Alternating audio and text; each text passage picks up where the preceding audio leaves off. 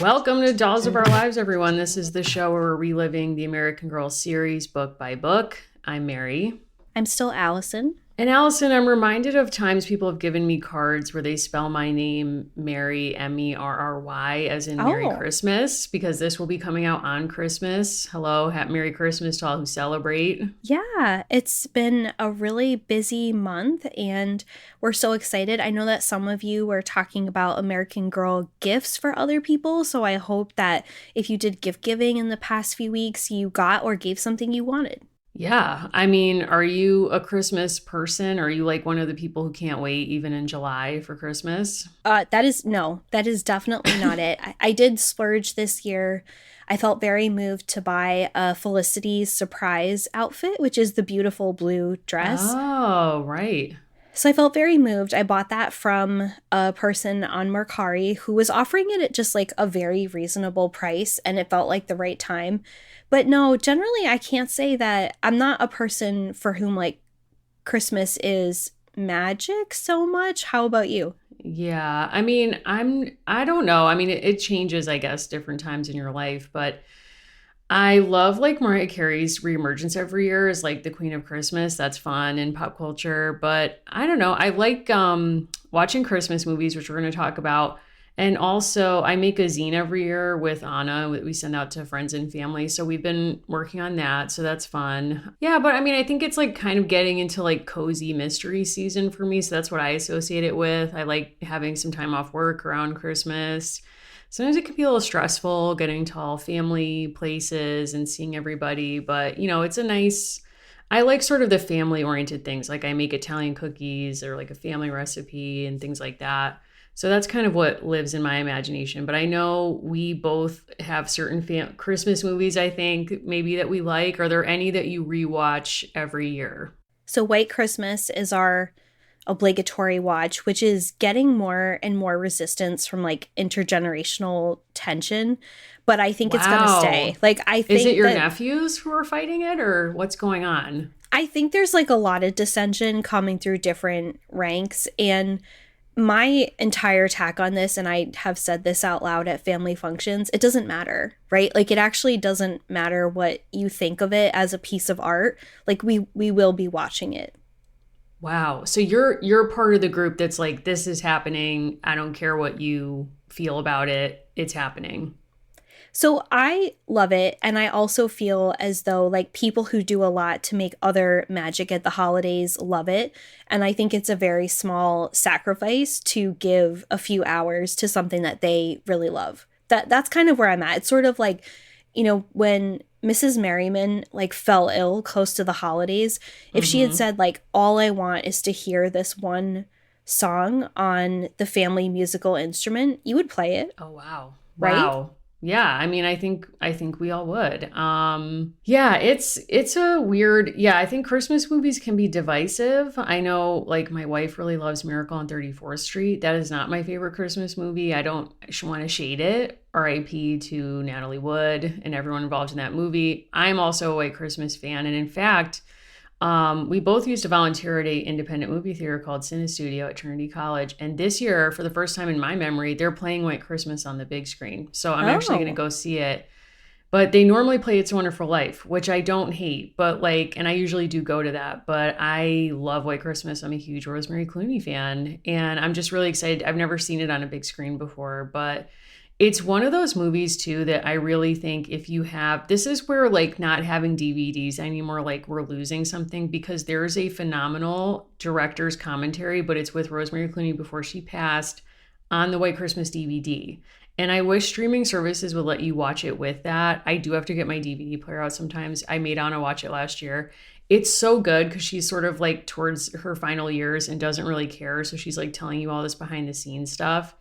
And I just miss like that, like the director commentary facet of pop culture, like getting some tea in real time behind the scenes. Like that was fun. I think that comes out. I think the difference now is like there were very rigid ways that we got celebrities commenting on their art, and now it just kind of spills out everywhere.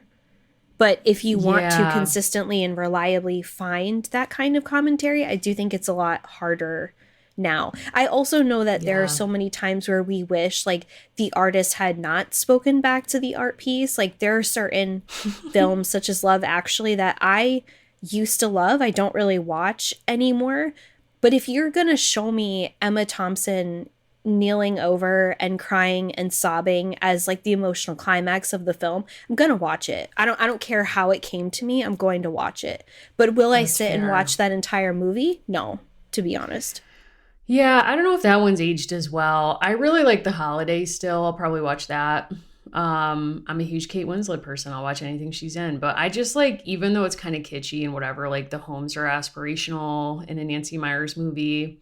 That all works for me. Like, I don't know how like basic that makes me, but all of that stuff works for me. I've in the past watched Christmas in Connecticut, which is another golden age of Hollywood movie. It's not as good, but it's good. I'm trying to think, like Home Alone, I enjoy both of those. I've never seen Die Hard. I know that's a Christmas movie. Never seen it. Have you seen Die Hard?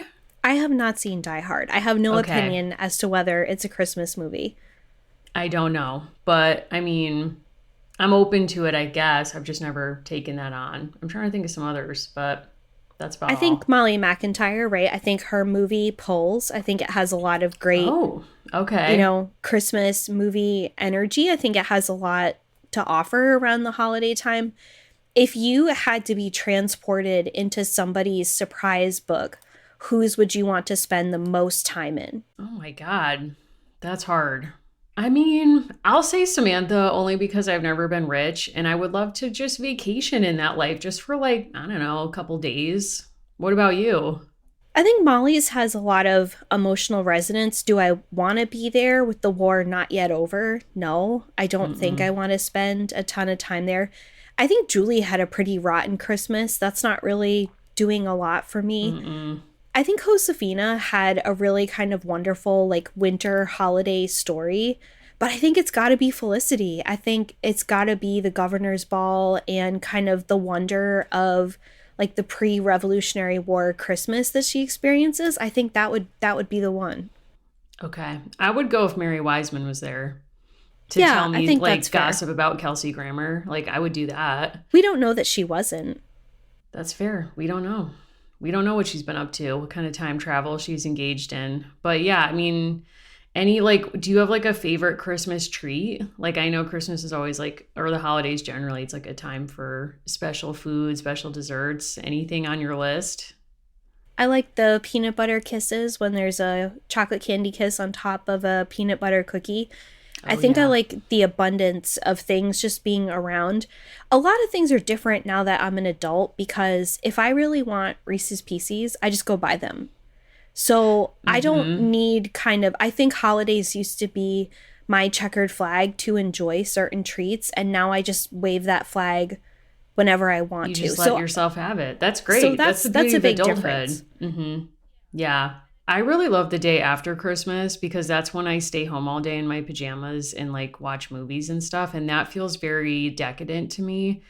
And it's a nice time. I just watch like mysteries or whatever. So that's something I look forward to. I also love these Italian cookies my mom makes, which I agree as an adult, you can have whatever you want when you want it, which is both like a privilege and a curse. But my mom makes these Italian cookies that have like orange juice and like vanilla. I'm not making them sound good, but they're really light and they're the kind of danger zone cookie where it's like you can have 10 and be like, I'm good. Like I could have 10 more. But they make so many that she doesn't make them except for the holidays. So that's like the only time I get access to those bad boys. So that I'm looking forward to. But I mean, I think the big thing for me with Christmas is like I don't care about gifts, really. Hmm. I will accept them, but I'm not like, I think as a kid, you're much more like salivating over stuff and like making a list. Were you that kind of kid? Yeah, I think I was. My parents also saved letters I sent out and different things that I asked for over time. Yeah, I definitely had like a list of desired things. American Girl was often on that list, but not exclusively so. I remember certain gifts, like I got really excited when I got my first iPod. There were certain things that I Oh, was really yeah. looking forward to, and then getting them. I think part of the pleasure, though, when you look back, when your life is busy, it's that you have the time to enjoy it right away.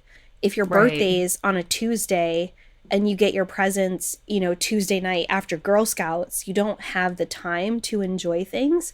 I think when you have the time to actually sit and kind of like bask in what you've been given or what you've been able to give other people, I think that makes it a lot better.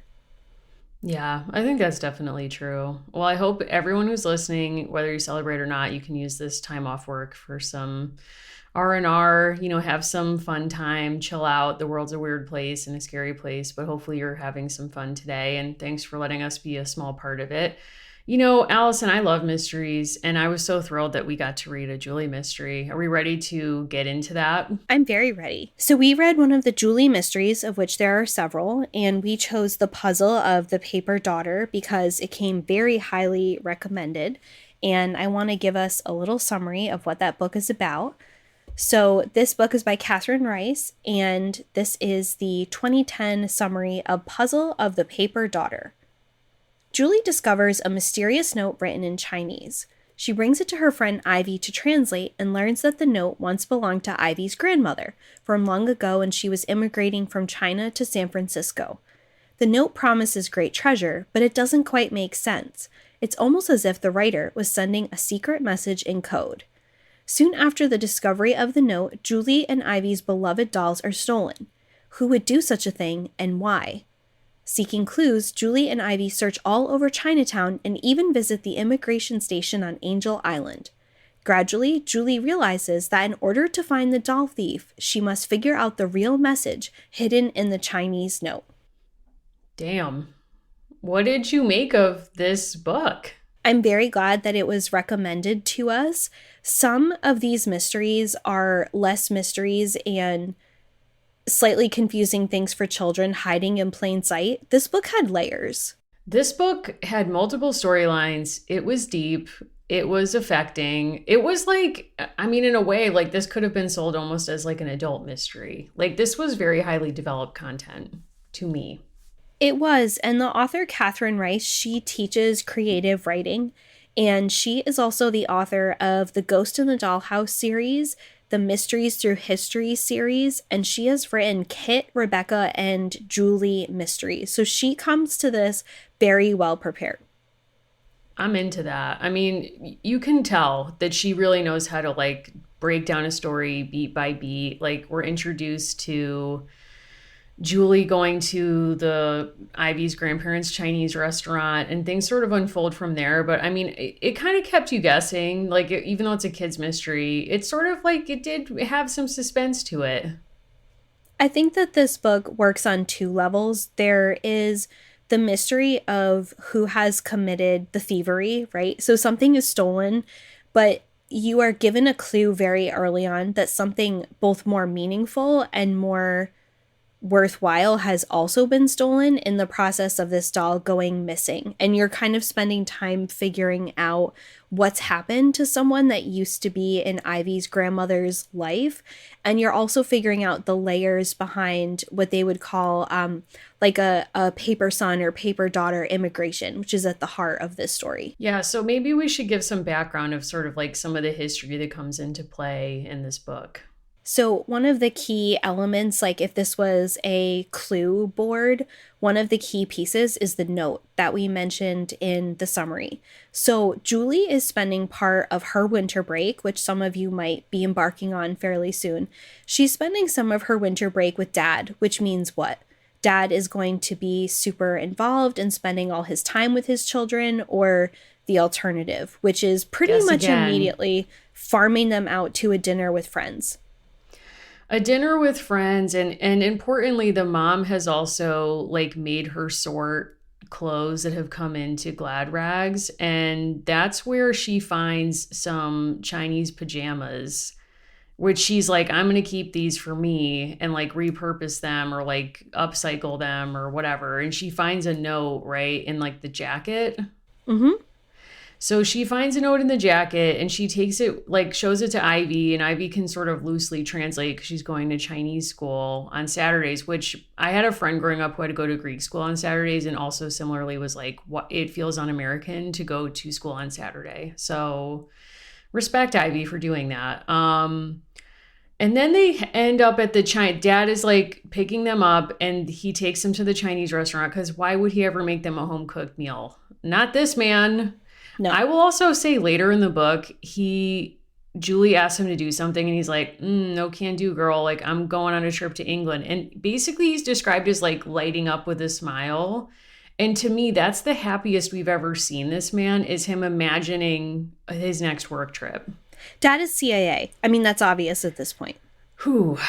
Yeah. He's CIA, but like in an interesting twist, like incredibly not tuned in to his own personal life or his daughter's lives because, you know, he takes them to the restaurant and he kind of fades out for the rest of that scene. But there's a lot going on at this restaurant. Like it is hopping there. It's a birthday party, first of all, for, I forget what that boy's name is.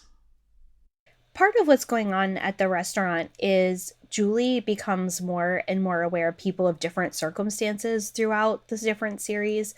And one of the things that she's noticing, and this is a red herring, is a child named Carrie who's crying. And Carrie is crying and is upset at the Chinese food restaurant.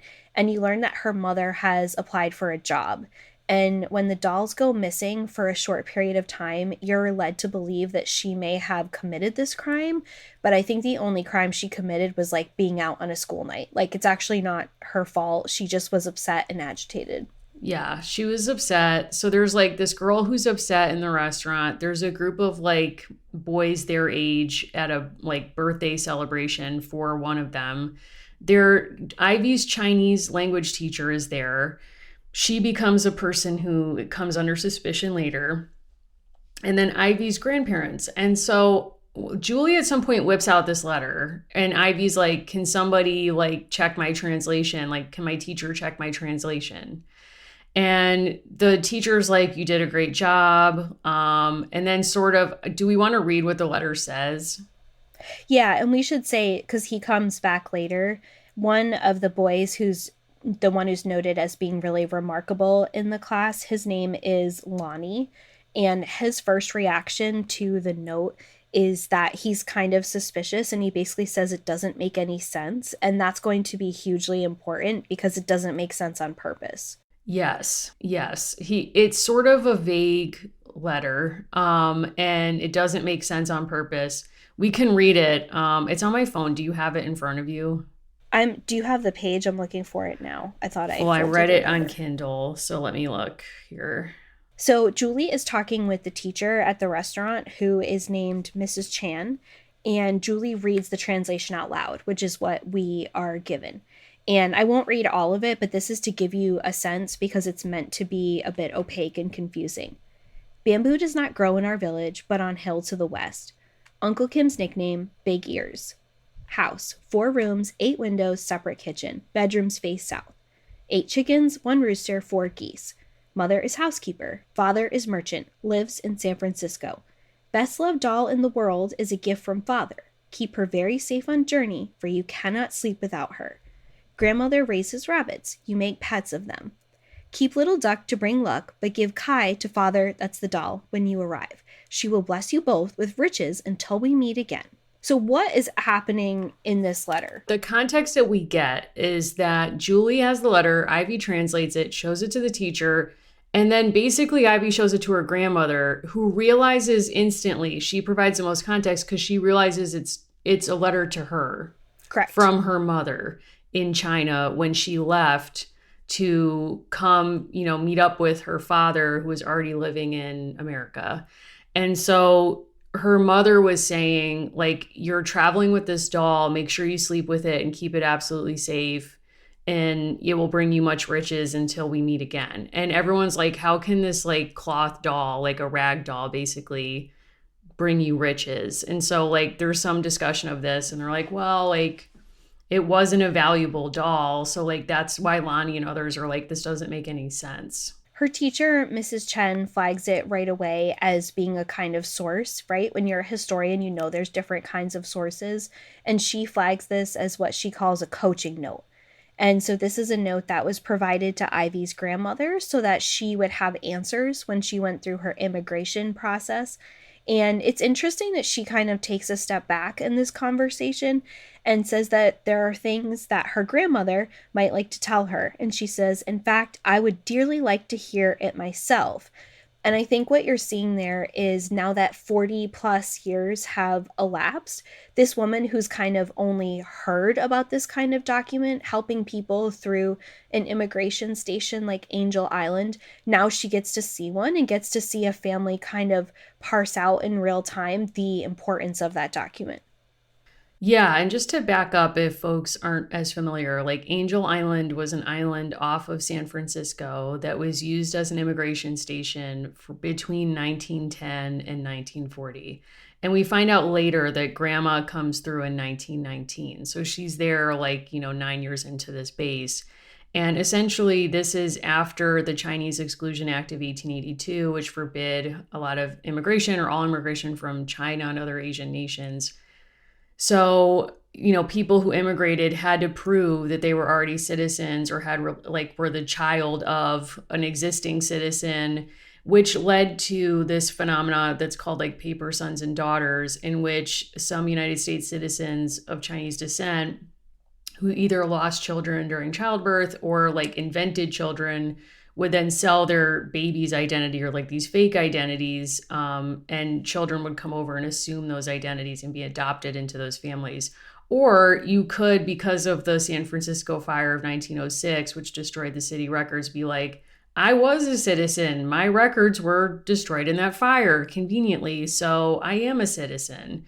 So there was like a lot, that's like kind of the context, but people could be detained at Angel Island for months at a time and were interrogated. So like Allison's saying, they would come with coaching letters to coach them through these interrogations, which were often meant to like put you off or prove that you actually didn't know anything about the family that you're claiming to be a part of. What's amazing about Ivy's grandmother is she is meeting, right? The person she says she's meeting. She's not Right. able to come with her mother because she's fallen very ill. And that would end up being a surprise to her father, who's waiting for her to come over. And part of what is important, there's the paper son phenomenon. And then this is about, they call it the paper daughter. The paper is to give her a set of things to say about the village where they're from in case they're being questioned.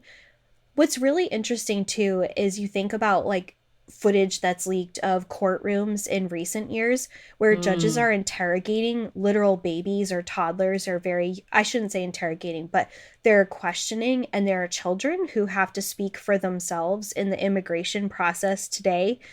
Everything about this is completely legit, right? She is who she says she right. is. She is traveling with someone with a more complicated story, and that's going to come back. But what you're seeing in this moment is a family kind of learning something new about their own immigration story. And you're right to point out in 1882, that's when the restrictions start. The restrictions had really just been upended in 1965. So Julie has always lived in a world where people like Ivy's grandmother would have an easier time immigrating, and yet just two generations back, they have this very different experience. Right. So it's an interesting like intergenerational story too, which is why like it's a really smart scene to have the teacher be like, I want to learn from you too, like to Ivy's grandmother, because she maybe her personal history isn't like that of Ivy's grandmother. So that's a really powerful scene, I thought, because you learn that the letter fell down into the seam of the jacket. So, like, even though Ivy's grandmother's mother gave her this letter, which it ends up being actually like hugely important to the financial health of the family, the letter was never like recovered by Ivy's grandmother because it was like sewn or like fell down into the lining of the coat. And this is Chekhov's doll because this is a very heavy handed hint that there's something very special about the doll. And an adult reads this, the fact that she's being told, like, don't let the doll out of your sight, make sure you sleep with the doll will bring the family riches. We've also separately Right. learned of a very high quality, very important jade necklace, right? That was worth a lot of money. So when you're reading this, there's not a ton of mystery and suspense there. You pretty quickly figure out that necklace is probably inside of the doll. I actually, the thing that tipped me off, did you ever see that movie Possession with Gwyneth Paltrow? I don't think so. Okay, you need to watch this movie. It will like blow your mind. It has, not really though, it has Gwyneth Paltrow as Jennifer Ely, who played Elizabeth Bennet in the 1995 version, who is a great actress. I don't know why she's not in more stuff. Anyway, it's a movie that flashes back and forth. It's like a cautionary tale about like letting historians into an archive, because this guy like straight up steals a letter about this poet he's researching, a Victorian poet. And he's like, I think that he had an affair. And he's trying to prove this. And he ends up linking up with Gwyneth Paltrow, who's kind of in her British era at that point. She's like speaking with a British accent in interviews. She does play British in this movie. But basically, it all culminates in going to a historic home. And she's like, Dolly has a secret, and keeps saying that. And it's like a line from a poem. And she's like, oh my God, the secret's in the dolls. And they like literally like pop a head off a doll. And there's like a hidden like written message by one of these Victorian poets inside the doll. So I was like, oh my God, what if it's inside the doll? Thank you, Gwyneth Paltrow. Do you think there was any pressure on this author to make the doll central? Probably, yeah. I mean, but it's interesting because it's like it's like a rag doll. So it's not, one of the dolls that Julie receives as a gift from Ivy, or Ivy's doll. No, but a lot of this book is about Julie and Ivy in hot pursuit of their special dolls, right? And I think part of what you are supposed to sort of track across the book, there are dolls that have value because people have, smuggled jewelry into them. And there are dolls that have value because you love them. That's right. She does. The grandmother someone has actually kept the doll for a very long period of time, and we'll get back to that. But this has a lot of interesting scenes that we were kind of calling for in talking about other books, where we spend a lot of time in Ivy's world. Yeah, I think what was interesting is so we get this really powerful scene where the grandmother is reliving this really traumatic event of coming through Angel Island, and she's with another friend that she's made who is going on to actually be a paper daughter. She is going to be adopted by a family in California as their own daughter. And so she has to go through a more rigorous process, because unlike grandma, who just has to answer truthfully questions about her own family, which is stressful enough, this girl has to kind of go with a family history that is not her own. And we learn grandma has given her this doll as a good luck charm.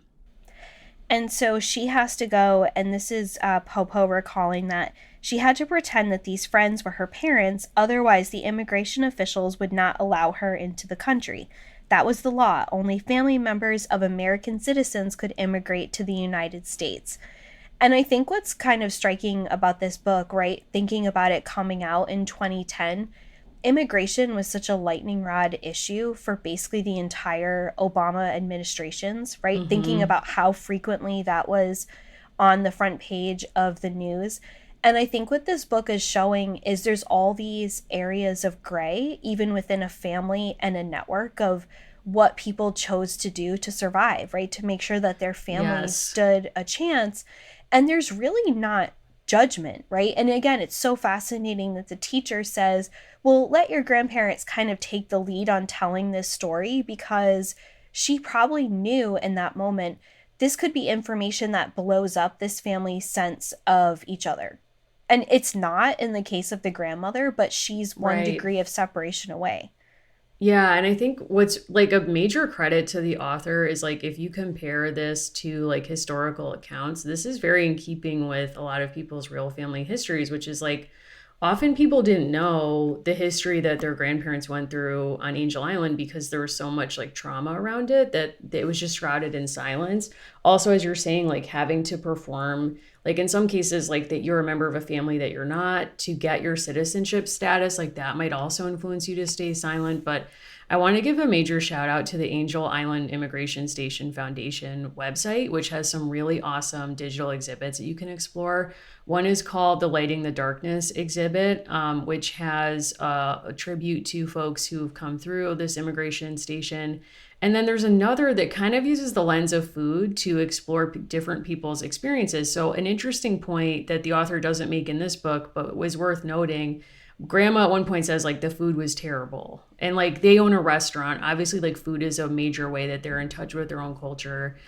And I learned in this exhibit that like if you came from a European country, you were dining in a completely different dining room at Angel Island than you were if you came from an Asian country. And those tables had tablecloths. The Asian immigrants got no tablecloths, worse food. But I read a really interesting account of a man named Wang Ding Liu who said that he came through and, like grandma in this book, had to be interrogated about meeting up with his father. So he didn't have to lie. He wasn't a paper son, but he was still being like hugely interrogated, and he was so scared. And ultimately, he believed he was there for 9 months, and his father was in San Francisco waiting and sending him food on Angel Island. And the only reason the judge let him through was because the father couldn't prove that this boy was his son. And then, like, kind of in desperation, he was like, we have the same weird thumb. This is a family thumb. Like, it's ugly, it's weird. And the judge was like, works for me. Yeah, you do all have this, like, weird, quote, fat, ugly, identical, and key to America, quote, thumb. And it's just kind of crazy even thinking about how strict this system was, that the proof that this real father-son used to stay united was not something that the government instilled or enshrined in laws. It was like this kind of like folk exchange. And yet, like, everyone going through this system, including grandma in the book, is probably so scared because of what they knew of the laws. And yet it's like, it's such a fluid system, even as it's so strict. You can also find, if you're doing research on specific people, there are cases where you stumble across a fairly voluminous file for people who were detained at centers such as these. And part of the reason for that is a lot of that documentation has been kept. And so there's like pretty good numbers of digitized documents for people who came through these kinds of experiences. So if your family came through an immigration station or they passed through a place like Ellis Island, if they were above a certain class, they wouldn't have done a medical inspection. You could have been oozing out your eyeball. They're passing people through. But there are these instances where there's these really thick files on people because it's a really intrusive examination. And something we haven't said so far, Erica Lee wrote America for Americans. She wrote and co-authored one of the definitive books on Angel Island. And part of what she and other immigration scholars have done a really good job of doing is showing not only how subjective all of this is, and how fluid it is, how much it changes over time, but these records kind of betray themselves, right? When you start to look at them, it all really does unravel. And there's a passing mention in here that's real. You can find it on the Angel Island website. And I think it's presented in sort of a folksy way, that there wasn't going to be a park there. And then someone happened to notice that there were poems written by the people who had been detained there. So they decided to make it a park. I'm sure there is much more to the process of it becoming a state park. But the fact that people were always making their own sources as well. Like they're talking back to these sources that are being made of them, which are questioning things like, are they amoral people? Are the women coming to do sex work? There's all these assumptions that go into it. And then you're seeing like, these were just kids. They're just two girls, one of whom thinks she lost this note forever, that it blew away while she was getting off the ship. Yeah, in so many cases, there's so many instances of children being sent off by their mothers alone to meet with their fathers who have come ahead. And it's just, I mean, it's so tragic. It's just like the grandmother story in the book where like either the mother in China is someone they'll never see again, or in the case of the person I just spoke about, his father died of cancer 3 years after he arrived. And so he was put into like an orphanage essentially, and then worked his way up in a Chinese restaurant where he could work, having not gone to school. But one of the poems that I thought was really moving that's recorded in one of the buildings, a portion of it says, from now on, I am departing far from this building. All of my fellow villagers are rejoicing with me. Don't say that everything within is Western styled. Even if it is built of jade, it has turned into a cage. So a lot of the poems are just really haunting images of being imprisoned, which is essentially what was happening. I mean, folks were put in bunks with, many people to a room, not really much activity going on, and very restricted, and end up turning to the walls of the rooms themselves to kind of like express some of their experience. But it's hugely tragic. When her grandmother recalls that experience, we're kind of in the moment with them. The girls were shown to the barracks. The dormitory was a crowded room lined with metal bunk beds 3 tiers high. Women and children sat on the beds or huddled together, playing cards and talking. The room was warm from all the bodies, too warm. She longed to throw open those locked windows to let in the fresh air. I think what's amazing when you hear these stories is that if people weren't sick already, right, the odds of them Right. becoming sick from not just having been detained on a ship for their whole journey, but now they're stuck together in these really tight quarters. It's kind of this amazing story that Ivy's grandmother is choosing to share with them. And what really struck me about this book that I think was probably very hard to do, I never felt the whiplash I thought I was going to get from these really somber scenes to these girls solving a mystery. Like, I thought that would come Yeah. across as very silly. But the mystery, really, at the heart of it, is they want to know what happened to their grandmother's friend. Like, they want to know what's happened to both of their dolls and why they've gone missing. And they suspect it has something to do with them reading and translating this note at the birthday party. But it's never goofy. Like, this book actually strikes a really Right. sophisticated tone. Yeah, and even the mystery itself, I think, has a through line with the grandparents' story of like, what does it mean to like try to make it in America and like the privations of that and sort of like the stress and the struggle of it? Because ultimately, I mean, we'll get into who took it and why, but I mean, it's a similar impulse to take this doll and try to improve the life of your family as it was to maybe leave China and try to come to, you know, a completely unknown place to try to have a better life. So, I mean, it's a really, I think, poetic arc in a way. So it does keep it from being totally goofy, but I think it's kind of refreshing or just nice to have like 9-year-olds like walking through their thought process of how to solve this. It doesn't have levity per se, but I think it tempers like the trauma that you kind of can imagine of the grandparents remembering these experiences. Like, I mean, it is scary when after grandma talks about the note and everything, they go upstairs because the grandparents live above the restaurant and it's like someone has broken into their apartment. And that to me was like kind of scary. Like that's like one of my worst nightmares. Like I hate that thought. And it's like someone has clearly gone through their stuff. And like amazingly, grandpa is like, everybody go back outside because he's afraid that the intruder is still in the apartment. He's calling the police. And then Julie like refuses to go outside with everyone else. Yeah, and part of what's happening is now they're suddenly suspicious of all the people who've been dining at the restaurant. That's why we kind of get the whole side note about Lonnie, who was at the party. It's why we're focused on the teacher. It's why we're focused on the young woman and her mother who was applying for a job. And if you think back to the conversation we had about the Telegraph Club book, right? Thinking about like Mm-hmm. that's just not too far in the past from where we are in this story. Like we've kind of been reading around that time period. And the truth is, there probably would have been a lot of skepticism about how much help the police are going to give them. Yeah, I think rightfully so. It's interesting to kind of see like the respectability politics in this book because the next day they find so like their two dolls were taken, Ivy's and Julie's, and nothing else was taken. And the next day they're like, we're gonna go out and try to find our dolls. And they find one in like the trash from the restaurant. And it's like all covered in garbage. And then they eventually find the other one behind the tea room. But it's interesting they set out to like interview all of these people who represent different facets of Chinese culture in San Francisco. Like you do get kind of a map of Chinatown of like the teacher of the Chinese language school, like the person who owns the tea room, who's of like grandpa and grandma's vintage, who, you know, wants to be respectable. And then there's a man on a motorbike who has a ponytail, like a younger man. And the ponytail feels like it's supposed to be meaningful. It does. And the cop, gets right to the point when he says, "Are your dolls valuable?" And Julie kind of does a mental inventory and we get a nice description. And Ivy kind of bursts out, "Li Ming is valuable to me." And the officers kind of laugh at them. It says they smile, but they're kind of smirking at them. And Right. Julie says that her doll is valuable too.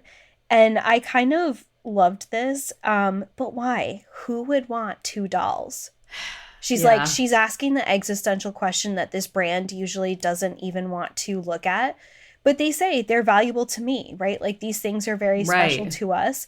And they're like, we will, as in every American Girl fashion, like they are going to marry Kate and Ashley this. Like they know the cops Yeah. aren't doing anything about this. They're not delusional. They're basically like, we will do some restorative justice, some community care. Like, we're taking this on ourselves, and not restorative justice, but it's more like their detective work. Like, we'll solve any time before dinner. We'll solve any crime before dinner time. Like, they're ready to do it.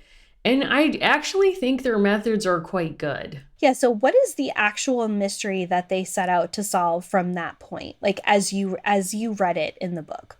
Cuz this takes a lot So of different it turns. takes a lot of different turns, because initially they're like, we need to find our dolls because that's the only thing they think are missing. Then they find them in the trash and they're like, okay. Then they pivot to like, we want to find our grandma's friend, because her grandma was like, wow, I never saw this friend. I haven't seen this friend in years. And she sent me a Christmas card, but that's like the last trace of her that I have. So I think from the moment they found their dolls, the mystery becomes, how can we find this person? Because I think what they're scared of is, grandma has said that she gave her doll to the friend. And Julie Correct. is depicted as the person who figures out there must be something hidden in that doll, and this person won't stop until they find grandma's friend and that doll and take whatever treasure is inside. So like they're like, we're going to be putting ourselves between that person and grandma's friend and that doll.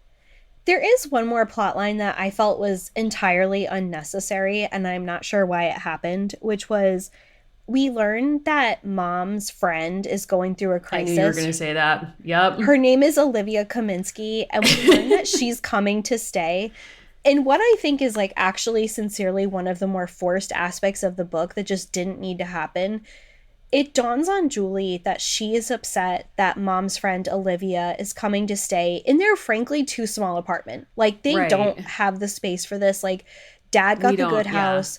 Mom lives above Glad Rags, just like Ivy's family grandparents live above Happy Panda. And she's very upset because now she's going to have to share a bedroom with Tracy. I'm with Julie on this one, but a very forced parallel is then drawn in the narrative between the arrival of mom's friend who's choosing to like shake it up midlife and a paper daughter. I'm shaking my head right now, Allison. This should not have happened. We did not need this plot line. Like, we just didn't. I'm sorry. And the forced parallel of like midlife crisis, white woman having a midlife crisis from the Midwest, which I'm not diminishing. I think that's real. To like Asian Americans or Asian people who are literally having their rights stripped away and having to be interrogated and argue for their personhood at Angel Island, not the same. And I'm sorry, but if we were going to get another plot line, could we not have delved deeper into the Valentine's Day disco that Tracy's involved in? That was put at the end of the book. That was kept very short. I feel like we were teased Not with right. intrigue about the older sister's love life, and then that has been ripped cruelly away from us. Yeah, I agree. Or could we not have Olivia be like, "Look, I've been doing some like internal work. It turns out like I've left my husband. I think that, maybe that's not the life for me, and I've come to San Francisco in 1977. Hint, hint, hint. And like, Tracy, do you want to invite me to your disco? And like, maybe you can introduce me to some people. And like, I'm starting fresh, like new experiences, new identities. Like, that would have been really cool. Even if we had to keep Olivia, that's how I would have done it. Here's something that this book made me realize the entire time that I've been picturing mom and the sisters at Glad Rags, I've been picturing them going through retro clothes, which to me is 70s and 80s clothes. And it just occurred to me to circle back to our previous episode. A lot of what would have been secondhand in their store would have been clothes from Kit and Melody's era. 50s Correct. clothes. So that had never actually like burst through for me until now. And that actually made mom more interesting for me, except for the fact that mom wants her daughters to sympathize with the friend. Mom got the lesser deal in the divorce. She's living above the store. All of that is fine. It seems like the girls have valid gripes with Olivia and they're kind of being sideswiped. And I was like, we don't need to make this comparison. It's okay. Right. Yeah. I mean, I think it's interesting to think about like Mom and Barbara Streisand being people who appreciate fashion from like 1910 or whatever would be at Glad Rags, because Barbara is like showing up on stage and in movies in this period, like wearing stuff she's getting from places like Glad Rags. So I'm like, wow, maybe they would be friends. But it is a weird pivot. And I'm just going to say, like, I think it's really strange that we're in 1977. We've been in these books now. Like, this is like basically book seven in San Francisco. We have not met one gay person. I'm sorry. What are we doing? But like, and now we're at a disco and there's no gay people? Like, I also feel like Mom just is an saying. ally. Yeah, Mom's an ally for sure. But like, where are the people in Glad Rags who are like, hey, girl, like coming in because they want like some fierce outfit to wear to a show or like to wear to the disco, like whatever. Like, I'm just, I thought that's where we were going with Olivia, but I don't think that's where they were going with that character. I guess not. I mean, I just feel like Lady Gaga on that migraine medication ad, and I'm confused. I'm stressed. I mean, she's thriving other than the migraines, but she's had a tough medical That's true. journey. She has. I wish she would just put out a jazz album. Just do it. But anyway, circling back to this book, I loved going on the path of them solving this mystery because it actually, in a really beautiful way, like elides the line between what it means to be a detective and what it means to be a historian. And I thought that was cool. So, like, when we get on to the mystery is we're going to find grandma's friend, then we get on a cool journey where, like, they're discovering history and also trying to, like, almost in a Minority Report way, like, solve a future crime. Like, we must prevent grandma's doll from being stolen and her friend from being harmed. So we're on a race against time to like learn about history. That's basically the plot of this book. They go on a tour, which we absolutely love. We love to see Love that. that. And honestly, the only person who wants to go through with this journey, right? We learn that planning the disco Valentine's party is consuming all of Tracy's time. And so Ivy's grandma, once again, steps up. Like, she's a small business owner, she's a hustler, she is, a A multi woman of a certain generational age. caretaker. Yeah. She's like, I'll take them. And so we get this kind of moment where they're listening to the tour. And this must have been so surreal for her grandmother, right? To have this experience and to have it kind of narrated back to them. And they're talking about this person they'd spoken with, Mr. Long, who told them all about different experiences. And the ranger says, today the poems remind us that this place was an important part of Chinese American history. After the poems were discovered, people formed a committee to save the immigration buildings. One day we hope to turn them into a museum. So Julie's on the ground level of this. She's not visiting the kind of place that you would be at today, which I think speaks even more to grandma's courage because she's willing to go and like put herself back in Yes. that headspace for the sake of her granddaughter's education and the possibility that she could see her friend again. Like, all we know about this friend is that she was probably married and had a son named Robert. Like, that's what we're working That's on. it. And they learn that through like a brave microfilm adventure. Like they take themselves to the library and are like, we're doing this. There's a really interesting line which mentions that the librarian has an afro, which like that is noted, but not Hmm. that he is black, right? It's kind of this like passing reference that this librarian has a full afro and is assisting them with the microfilm. And I think of all the characters we've come across, like Julie is probably the most cosmopolitan in that aside from Rebecca, she just interacts with people who are different from her all the time. Right. Right. I guess it's like city girl life. She's immersed in a more diverse community. And I think I like that the books reflect that. And I also just like that that guy takes them really seriously. He's not like, oh, you're just a bunch of kids. Like, what are you doing here? And he sets them up and he teaches them how to use microfilm. And basically, they're like, all we know is this woman's name is whatever it is. What's her name? First name? Oh, May. Sorry. Okay, her name is May. She marries a man named Robert, and that's all they really know. And so he's like, okay, like get into like marriage announcements. And so they start guesstimating what years, they start going through it. And it's like, wow, they're doing like real historical research. Like that's very cool. And what they find out is that the friend ends up taking on the as a paper daughter her adopted family's last name. They find the marriage announcement, then they find a birth announcement for their son. Then they're directed to phone books, which like RIP. I was going to say, They use a very special artifact called the phone book, and I want to do a reenactment of that scene. They're Okay. cold calling people. They're just trying to see if they can Brave. get the right person. So a deep voice that's distracted says, "Hello, Lou residence. Is this Mr. Lou, Mr. Robert Lou, or Mr. William? Who is this?" Julie took a deep breath. "I'd like to speak with May. May Lou, I mean. If her name used to be May Meng or May Zhan. What's this all about? Are you calling for Deanna?" Like, every scene in this book goes on a little bit longer than it probably should. They straight up ask him if he's born in 1932, and he says, "I was, but who wants to know and why?" Julie hisses to Ivy, "It's the baby." "What baby? Is your mother still alive?" And he laughs and says, "Alive and kicking." Like, Wow. these two, I would read more of them. I would read Yes. more of this. Like, I They're so enjoyed fun. them doing this. And so They they have do great actually get to repartee. meet him. And just in time. They do get to meet him, which shows, for those of you who are afraid to like make phone calls, I'm a phone forward person, but like this is the magic that can happen. Like you could rock a number, you could get someone on the line, and the next thing you know, they're meeting you on a train with your grandma and they're going to take you to the long lost friend who's sadly in a convalescent home recuperating. She broke her hip. She broke her hip, but she had a break-in occur, and this is where like everything finally comes together. We learn that the doll that she had been given by her friend, Ivy's grandmother, all those years before, had been holding inside of it that beautiful necklace all this time. Yes, and what cracks the case is that they have to stop off at the friend's house before going to the convalescent home to see her to get some library books, which doesn't want to have to owe any more late fines on, which is a highly relatable plot point to me. So they go into the house and immediately things are disturbed and they hear someone in the back of the house. And so her son is like, "Everybody go outside. There's been a break-in. The person's still here."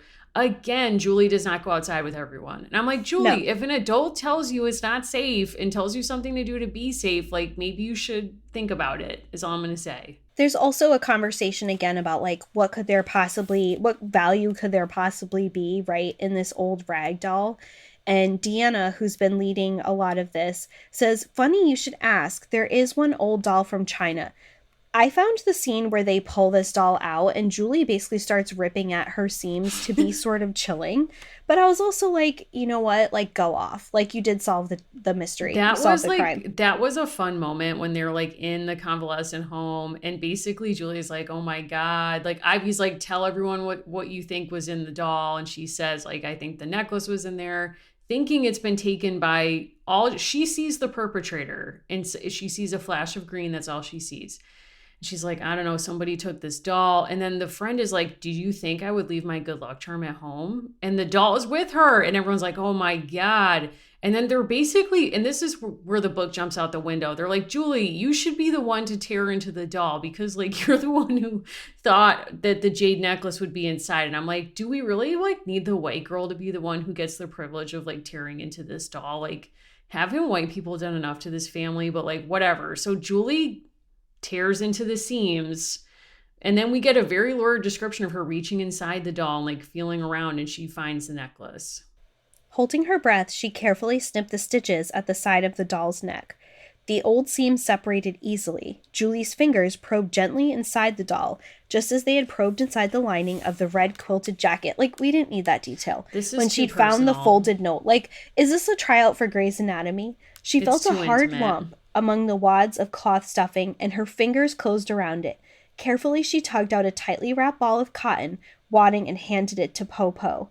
This is when we start to see the green stones shining. They'd been there the whole time. No one has touched this for 50 years. I could never. Like, I'm too, intense with my dolls. Like, I would have felt this years ago. To quote Gwyneth Paltrow, Dolly has a secret. Dolly And has I'm a just secret. gonna say, like, what would have I just thought in that scene, like, what if Julie put everybody through this and then she's literally like elbow deep in this doll and she's like, "There's nothing in here." Like, what if the necklace had not been in this doll? And she's It's just giving- destroyed a family heirloom. Like, every medical show that had someone with like a bomb inside of them, and the surgeons are like, Wow. if you move, we'll all get destroyed. This is where, again, I just have to bring it up. This is like, we go from that amazing writing of her like ripping out the stone. We then have this like flashback where she's recalling Ivy's grandmother feeling unwelcomed. It was so hard to feel unwelcome, as if we were intruders in a place we weren't wanted. In the middle of this, Julie starts crying about having to share her room and I making her couldn't. mom's friend No, feel bad. We I just refuse to didn't deal with that plot just line. take us That to was the insane. disco. Just What let is us the all name? go to the disco at the end and just be like, wow, after this crazy mystery, it's so nice to like let our hair down and like do the hustle, period. What's the name of the last chapter? Because it will stay with me forever. I don't remember, but like, This book is sponsored by John Travolta and it's called uh-oh, Dancers and Answers. That's the last chapter. Dancers and Answers. beautiful. Honestly, we already got our answers. Just now we finally get to meet Olivia and we learn that like things are going to be okay. I mean, it ends on a really awkward note where Julie's like, I guess everything's going to be fine, and like makes a welcome sign for this person because she's like, I had to imagine they were like someone coming to Angel Island. And it's like, Julie can't stress this enough. That was not what this is like. No, Not what's happening here. we also learned that like we were wrong about Lonnie, right? Like we learned that like we've all made some judgments, right? Like there are things that we've all been wrong We've about. all been, Um yeah. I do think like a lot has been asked of Julie in terms of making accommodations. I think a lot has been asked of Julie, period. And like clearly she has not processed the divorce, even though like we're not talking about it. Like this girl is still like going through it and has a lot of feelings where she's like, I mean, essentially, imagine being a guest in someone's home and your host basically responds to you as if like you're entering a detention center or like how she imagines you should be treated if you were unfairly being detained. Like it's just like she's investing a lot into like the house guest experience. And I just am worried about the safety of Olivia and everyone in that home. Like, frankly, that's how I feel. But it's a whole lot. It's a whole lot. And I think something And she's is, class president. Don't forget about that. well, and she blew off that meeting. She was like, She listen, did. because I'm the president, I can make this meeting as short as I want. When they have, like, she realizes they have a school meeting the day they want to go see the grandma's friend.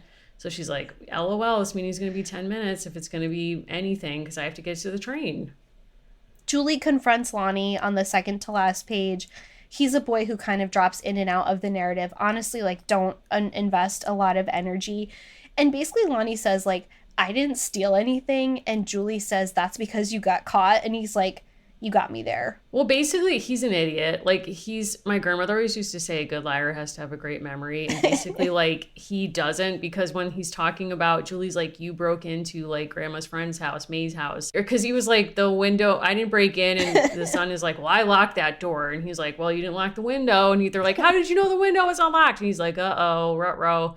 But it's an interesting parallel that is not explored, and maybe it's just supposed to be like hanging out there that we learn one of the few details about him is that his father is out of work and his parents and his whole family are struggling economically. So he's like, I can't wait till I can get a job when I'm 16.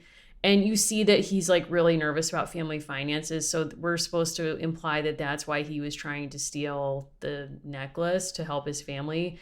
So it's kind of weird at the end when grandma's like, I'm going to sell this necklace anyway, because that's what my mom wanted. And I'm splitting the money with May. And like, that's what we're doing. And then I'm like, so, I mean, Lonnie was wrong for breaking into everyone's homes, obviously, but it is sort of like rough, I guess, at the end to be like, and he's going to like maybe go to jail, question mark. You also, I think, something that this book did really well. I think that Megan McDonald, who gave us like Julie Cannon, is pro Carter. I suspected this author is anti Carter because there's all these like little hints where it's like people are starting to be more careful about where they drive. The unemployment is starting to get out of control. And something I liked about the character of Lonnie is the grandmother had kind of critiqued this idea that they called California like the Golden Mountain. And obviously the streets are not paved with gold, but they're quite comfortable, right? Like they own a thriving business, like other people in their family own dry cleaning, they do very well.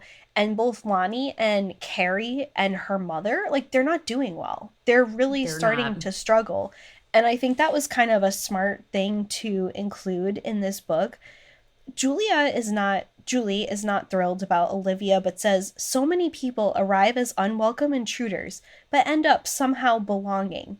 I was like, I'm not sure that like Huh? that's on the Statue of Liberty. Like to quote Cher I Horowitz, mean, there's no RSVP, but exactly. that's her I was just gonna lesson. say. I mean, it's like, and does Lonnie feel like they belong? Because basically Lonnie like radicalizes Julie for like approximately 5 minutes when he's like, yeah, Angel Island, like so much for the American dream. And Julie's like, he's got a point. And then like at the end, she's like, it's beautiful. Everyone belongs. As like Lonnie has to go to jail. And it's like, it's a lot. There is a line in the book where someone directly compares Angel Island to Alcatraz, and that would, be something else that Yes. Julie would have had like a fair amount of experience knowing about as a prison. So, yeah, I'm with you. I think that like her interactions with Lonnie, like we went from anti-carceral state, no detention Julie to like lock him up. She's like, Governor Reagan has a lot of great points. And we're like, Julie, no. And Like, she's you like, steal a yeah, doll? you steal a You're doll, you go to jail. That's it. And we're like, oh my God, Julie, why? What happened to you? Lonnie happened. Lonnie happened. Oh my God. Like, where's Lonnie today? That's what I want to know. I hope he's Dancers okay. and answers. That's what that chapter Dancers and was answers. about. That's all we're Not left the with. answers you wanted, but the answers you needed. We found out what happened to the precious stones. Like, Grandma is going to be doing even better.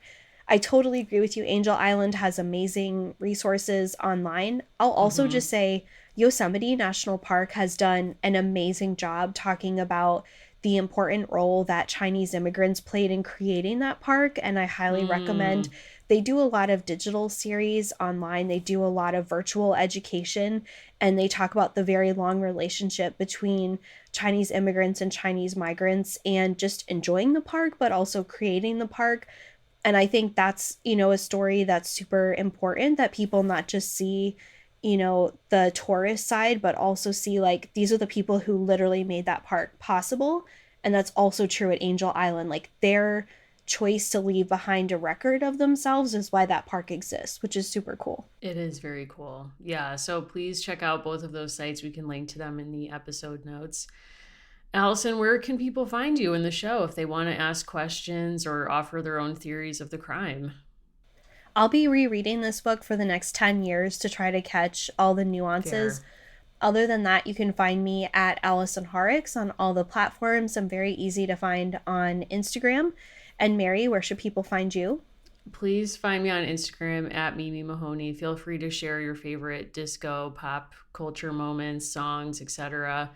I wanted more disco in this book, but that's okay. I will settle for this beautiful book that we received. And, we're going to keep rolling with the show. I don't know where we're going. Where are we going next, Allison? The next Julie content that we are covering is we are watching the mini feature And the Tiara Goes To, which is about Julie. And we'll be talking more about Title IX and basketball by reading Hoops by Matt Tavares. Wonderful. I can't wait for more basketball content. So if you want to read along with us, check out that book, and we will see you on our next episode. The hustle was with us the whole time.